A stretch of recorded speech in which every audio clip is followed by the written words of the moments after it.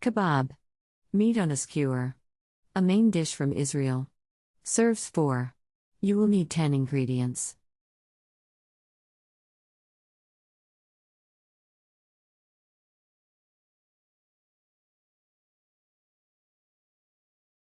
Step 1.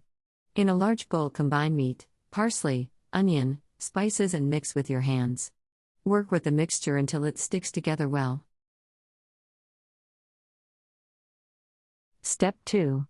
Pinch off a handful of the meat mixture and work it around the skewer by pressing it firmly with your hand. Barbecue over hot coals, turning it once or twice until cooked through. Step 3. Slice a loaf of Arabic bread, pita, in half and insert the meat into the pocket. Add some salad greens and top with hot sauce. Best eaten warm. Country Reports, Culture, Countries, Travel.